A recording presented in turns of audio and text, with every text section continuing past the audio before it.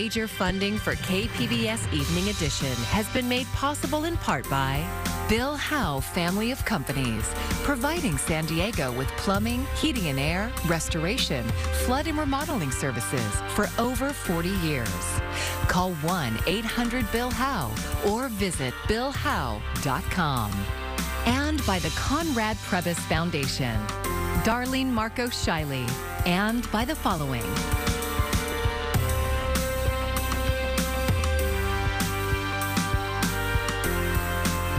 And by viewers like you. Thank you. Home prices are dropping and the trend is expected to continue. Thanks for joining us. I'm Amita Sharma in for Maya Trabulsi. A new study is predicting home prices in San Diego are in for a substantial drop by the end of the year.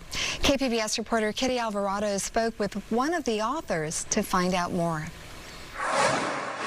UC San Diego professor Alan Timmerman and his colleagues have come up with a new model for forecasting home prices in the San Diego region. Their new formula uses something most of us use every day, Google. Search has been found to be good at predicting things like, in the labor market, take the temperature of sort of online search of energy markets and stock markets even. So I think human search is reflects sort of interest in a thing, and if you can keep track of that, you can also predict outcomes. The model starts with the term buying a house, but then compiles other search data, hard data, and offers. The results show that home prices in San Diego are predicted to drop. Essentially, I think the number we were coming up was minus 12% or so, and that's sort of from beginning of the year 2023 until the end of the year. And then our model is sort of like it predicts a steady decline, so it's kind of like a steady soft patch. The model's predictability rate is 70%. The professor says that's because new factors can come into play. Things could definitely turn around, and then we still have we're still saddled with the issue that house prices are, in absolute terms, in level terms, are still very high in San Diego, right? And there's not much supply coming online, so that could help to cushion any sort of reductions. San Diego real estate agent John Field says every time one of these studies comes out, he has to help his clients navigate what they mean. And that's something that I have to contend with regularly. So once I'm able to have that conversation with clients and really also discuss how long they plan to stay in a home, they can make a much more informed decision from there. And Field says that decision for most people is about more than money. It's about stability and putting down roots. It's a lot less about trying to time the market and see, okay, how low can I buy? How good of an interest rate can I get? It's about when you're ready and you have the funds for your down payment and you're able to support the payment that it's going to give you. That's when it's the right time for you to buy. Both experts agree, though, home inventory is so low in San Diego, that may be one of the factors that changes this prediction. Kitty Alvarado, KPBS News. North County neighborhoods are struggling to build new homes. A lot of it is tied to expanding mass transit options.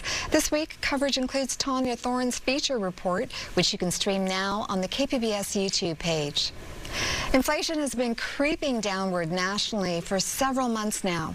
However, in San Diego, it increased nearly 2% through December and January. But as KPBS reporter John Carroll tells us, the news is not all bad. When you talk about inflation, it's important to provide context. The inflation rate in San Diego was 6.4%, and that's what it is nationally. So we're kind of on par with the country at large. That's down from its peak of 8.3% in May of 2022. Like the rest of the country, the prices of everything figure into our inflation rate. Here's how things break down from January of 2022 to January of this year. The price of food has been especially volatile. Cereal and bakery goods up nearly 18.5%, dairy up 22%, fruits and vegetables are up nearly 5%, but poultry, fish, and eggs are down by nearly 1%. Housing costs are off their peak highs, but still up 10% over last year. Medical care rose about 4.5%. Fuel prices, though it may not seem like it, are down for all grades of gas. But the price of natural gas has not been following the cost of fuel. Especially in the months of December and January, natural gas costs were up 146%. And that's because not only were they two very cold months compared to averages in San Diego, there were pipelines that were down and not being able to deliver the amount of natural gas. The natural gas situation is now improving. The idle pipelines are coming back online, and the price of natural gas is falling. But overall, inflation may seem worse for San Diegans because everything here was more expensive before prices started shooting up. You're starting at more, our gallon of gas, our rent, our monthly rent is much higher than different parts of the country. But costs here are also affected by things happening thousands of miles away. Geopolitical events are having an influence on San Diego's inflation rate as well. We came here to USD to talk to economics professor Alan Ginn about that. The grain markets are in turmoil because of the Ukraine-Russia conflict. Russia is the world's largest exporter of wheat, and Ukraine also exported a lot of grain. Both Kopik and Ginn say what happens next with inflation will be heavily influenced by the Fed. They will make a decision on interest rates next month. John Carroll, KPBS News. One of the biggest drivers of inflation recently is gas prices. Local averages are inching back up. We're now at $4.73, according to AAA. That's a 20-cent jump in the past month. California's most popular electric car brand is dealing with a recall. The problem is with Tesla's self-driving technology. The National Highway Safety Administration issued the recall for more than 300,000 cars. The agency says the full self-driving software is connecting to rare cases of vehicles breaking traffic laws. Tesla will either update the software or disable the feature. San Diego Fire Rescue is taking on a bigger role in providing emergency medical services to help address staffing shortages. KPBS health reporter Matt Hoffman says the city is planning to have 2 ambulance providers responding to 911 calls. San Diego Fire Rescue is moving toward taking over provider responsibilities for San Diego's Emergency Medical Services, or EMS. It means that the city's current ambulance contractor, Falck, will no longer be in control of billing or where ambulances are stationed. We are going to dictate how many hours, the deployment model, the days, the scheduling, all of that. All we would be contracting for with the private providers for the ambulance and the personnel and the supplies that are carried on that ambulance. Fire Rescue Chief Colin Stoll says it's a significant change, but one that he's seen be successful elsewhere. Since Falck took over the 911 contract in late 2021, they've yet to meet their promised staffing goals. This new model will allow the city to bring in a secondary provider to backfill any missing hours. But this step would also mean the city is on the hook for collecting transport fees, and ambulance providers would be paid a set rate. It really is a way to efficiently provide these services while you still have the oversight resting with the public agencies. And I've said it before that public safety should be in control and the oversight should be by a public agency. Falck San Diego's managing director, Jeff Boehm, says it's a win-win. More ambulances will be on the streets and the workload is spread out among first responders. I think that is something that we feel confident in. And as long as we're continuing to work collectively and collaboratively with the fire department, we think it's going to be a great success. This new system is going to take a few months to set up. In the meantime, the plan is to have Falck subcontract any missing paramedic hours to another provider. You wouldn't think that you would do this, those are your competitors, but you get into a market where you're short-staffed and you have demand and you're trying to reach it, and so you have to work together. All of these changes require approval from the San Diego City Council. Falck officials say in the meantime, their staffing is improving thanks to a sign-on bonus, and they've announced a tentative agreement with existing employees to raise wages over the next 3 years. Matt Hoffman, KPBS News. Encinitas already has one of the strictest smoking bans in the county. Now it's preparing to take it a step further. The City Council voted unanimously last night on the first reading of an ordinance to make smoking and vaping illegal in all public places. That includes at your job and any area within 20 feet of a public business. It's already against the law to smoke at parks, beaches, trails, and restaurants. Encinitas is definitely one of the more progressive communities here in terms of the environment and making it a better place for people to live. I just think this is a constitutional issue. Again, I don't smoke. I just think people have a right to pursue happiness and to privacy. The only places smoking would be allowed include private properties, special sections at hotels, or in a car that's being driven. The San Diego County Sheriff's Department would enforce the law with fines ranging from $50 to $150. The ordinance will go before the council again next month to be adopted. Opioids are one of the biggest drug issues in our community, and as we reported last night, a powerful tool in treating overdoses might be easier to get. Mike Valerio tells us what's next in that process. Where's your Narcan at?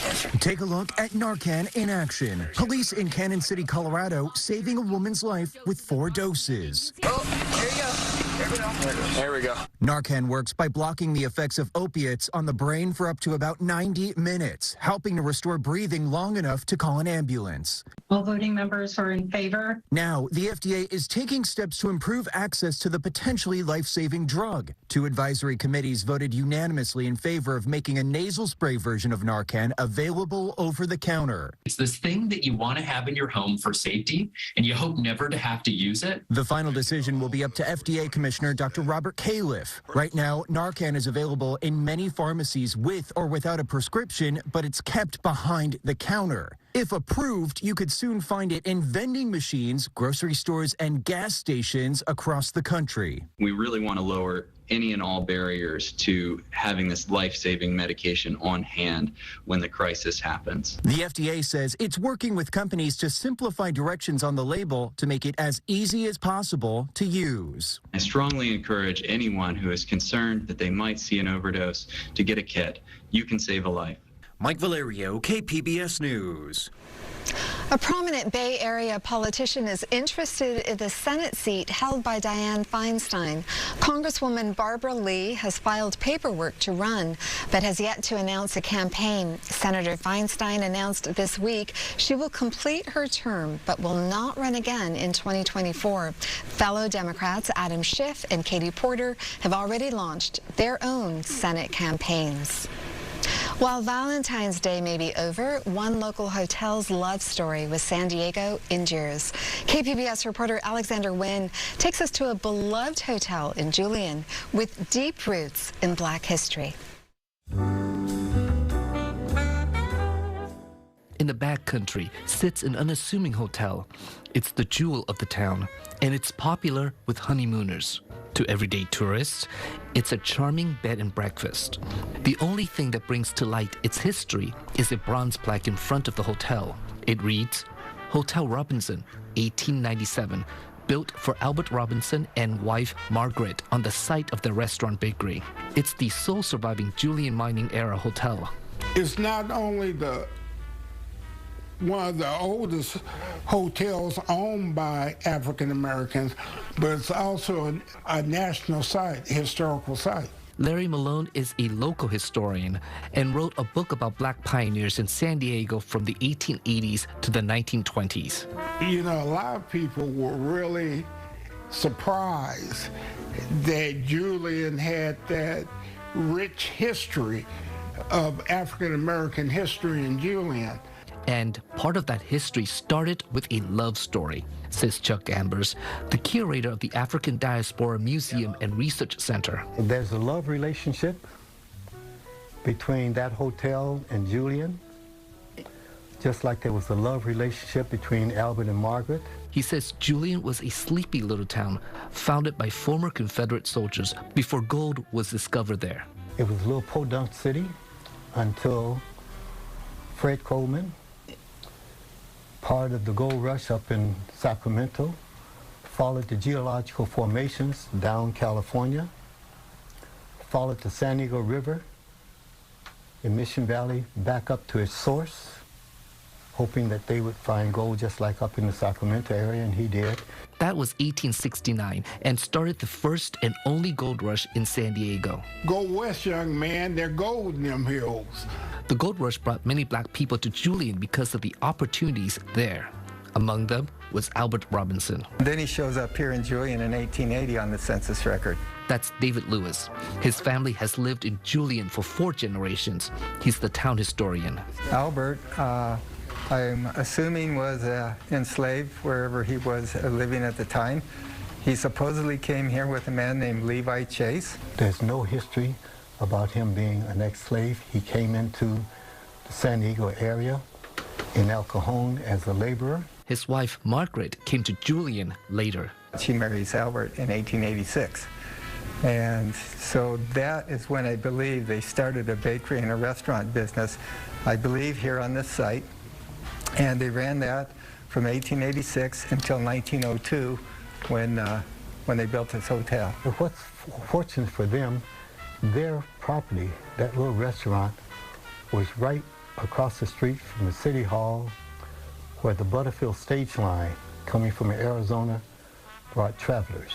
The town hall was also the social hub of Julian. They also held dances there, and these dances could last all night. And according to what I've read, the hotel provided meals for those dances at night. Mrs. Robinson, she was famous for her apple pies, and people would come from miles around to sample Mrs. Robinson's apple pies. Her name gets linked sometimes with the apple pies, but she wasn't the only one that made apple pies. And so Julian apple pies was not started by Margaret Robinson. That may be a folklore. Albert died in 1915, and Margaret ran the hotel by herself until 1921, when she sold it for $1,500. There's a lot of history in this hotel. U.S. Grant, the son of President Grant, used to stay in this room before he built the U.S. Grant Hotel in 1910. The rooms in the hotel bear the names of some of the prominent people who once stayed there. For Lewis, it's part of his history and the history of Julian. My great uncle, who used to come here with his family when he was little, and when they get to the front door, Albert would come out and pick him up and put him on his shoulders and walk him on into the hotel. And my uncle says, I felt like I was 10 feet tall. Alexander Nguyen, KPBS News.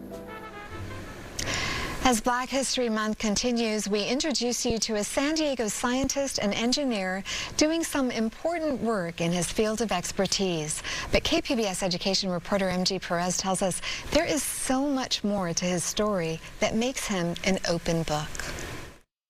Our hair may be curly because the oil isn't smoothing the hair down. Neil Thompson reads from the book he wrote. This book is for curious children. The book is titled Ask Uncle Neil, Why Is My Hair Curly? You see this part here, right here? That's called the intervertebral discs. Thompson is a scientist and engineer who has worked on spinal implants and researched many medical mysteries. So when his curly-haired 9-year-old nephew pointed to his scalp and asked why, Uncle Neil used science to figure it out and then wrote a book about it. Because black people are descendants of Africa, and that's close to the equator, curly hair was an adaptation to protect our scalps from the sun's rays. That was one theory, followed by another. Because curly hair tends to be less oily than non-curly hair, that's why it's curled. You know what would be really cool? If you finished brushing your oily hair. This morning at the San Ysidro Public Library, among the hundreds of children's books and Black History Month selections, Uncle Neil was invited to share his story with some very young children and their mothers, who appreciated the inspiration on how to best answer some of life's perplexing questions. So it's a good book of exploring maybe why we look different or what is science? It's a good beginning question. It's important to know that we're all different and our differences are based on something maybe even scientific. Thompson's book provided an opportunity to help his curly-haired young nephew and ultimately other children who looked like him. There are a lot of books out there about hair, but they come from the perspective of accepting your hair and loving your hair, that type of thing. But asking why the hair is the way it is, I thought that was rather novel. In the end, Thompson determined there is no one right answer, with no scientific consensus. He will keep writing with science in mind as he answers his nephew's next question: why do people have different skin colors? MG Perez, KPBS News. Pictures shared by the Vatican show Pope Francis taking a moment to send a message of hope to earthquake victims in Syria and Turkey. The Pope also met with the Turkish ambassador. The Vatican press office says Pope Francis is praying for those affected. At this point, more than 42,000 people are known to have died from last week's disaster. Chances of rescuing survivors is fading, but it's still a very active scene in the affected areas. Sarah Sidner has the story of search and rescue experts from Southern California who are now in the earthquake zone using their knowledge and experience to help. Rescue teams from around the world attack the piles of crushed buildings, sometimes with brute force, and other times as carefully as possible. It's a delicate balance, trying to save any possible life underneath, or at the very least, keep bodies intact. It's going to take the thousands of rescuers here, not just the United States, but it's going to take a collaborative effort of all the rescue teams here. People are actually just hoping to find anybody, even if they're dead, so they can bury them properly. And that's very important, too. The teams do this as bereaved families look on, watching their every move. I swear I have lost my days and nights, he says in tears. Our sorrow is great. While he waits, he prays for the 4 members of his extended family to emerge and remembers the terror of waking up to the sway of his own building. Our building was bending like this, but unlike this one, his building did not break apart. Yeah. Los Angeles County civil engineers are on the site with USAID to help the Turkish government sort out which buildings have light damage, major damage, or which need to be demolished. I think it would be okay to live here. You would? Yeah. I think, from this viewpoint, the main concern is actually the building next to it, falling on top of it. We are there when the owner of an apartment building approaches, asking whether it's safe for her to live here again. And engineer Hannon goes with her inside. While the homeowner decided she was too afraid to stay in her building, despite Hannon saying it was assessed as being safe, others Hannon has met are relieved to hear an assessment like that. A lot of them that we've gone in are actually doing well, and once we tell those people that, they'll start crying, give us hugs, and it's heartbreaking. But to be able to tell someone your house is safe and it kept you safe during this, it's something we can help with. Something small we can do. Over 6,000 structures we've put eyes on just to assess at a very quick glance. The findings of civil engineers are then put into a grid created by Los Angeles County Fire. So we can see where rescue is needed. Even in the disaster zone, children find a way to soothe themselves, despite the grief that continues to weigh heavy on everyone here. Sarah Seidner, Adiyaman, Turkey.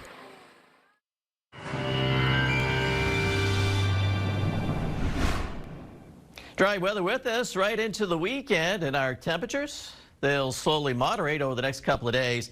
These temperatures will gradually rise up to seasonal levels. We're talking about temperatures eventually getting up into the mid-60s, so a little bit warmer over the next couple of days, but not a lot. As we check on the conditions, it should be dry through Sunday. There's an upper low that'll be meandering offshore. Really don't think it's going to have much impact. If it were to get close enough Sunday night, early Monday, there may be a stray shower. That's it. Then a more significant system drops down the coast by the middle of the upcoming week, so certainly will turn colder and wetter then. So that's what we're looking at. For tonight, the metro Cool night, down in the low 40s with a partly cloudy sky. Temperatures not quite as chilly for most. Still near freezing, though, in Oceanside. Escondido, Ramona, El Cajon, upper 30s tonight, and we'll be in the mid-20s in Mount Laguna down towards Campo. Checking on our future satellite and radar. Well, you can see a swirl off the coast. That's the upper low, but notice it's kind of drifting a little bit farther away than getting closer, so we're really not too concerned about it as we take you into the weekend. Looking at our weather for tomorrow, there will be some clouds around. Temperatures will be a little bit milder. Forecast high 66 San Diego to Escondido, El Cajon at 67, Borrego Springs 62, and Mount Laguna about 36. A little bit nippy there. Saturday should be pleasant here across San Diego County. High pressure well to the north, keeping us dry. So as we take a look at the forecast at the coast, clouds around Friday, a little more sunshine over the weekend. Temperatures near to slightly below average. Next system getting closer on Tuesday of next week. Inland areas, clouds and some sun. Pleasant temperatures, a little cooler by Tuesday. Head up to the mountains, dry weather for the weekend, a little bit chilly. Next week it gets windy. And in the deserts, some clouds around and cool Friday. But looks like a nice weekend before changes come next week. And for KPBS News, I'm meteorologist Mark Biancusi.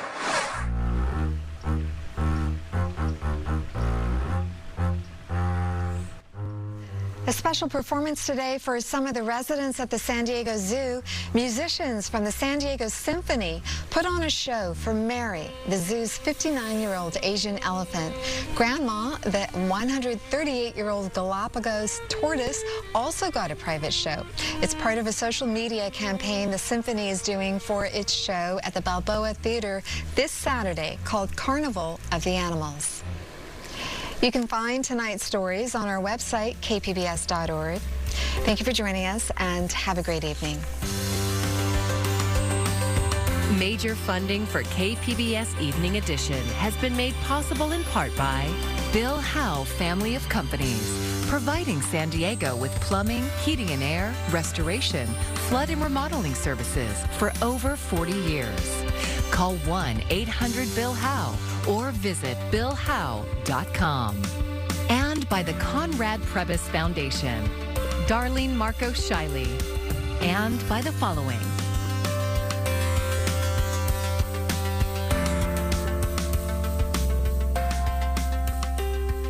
And by viewers like you. Thank you.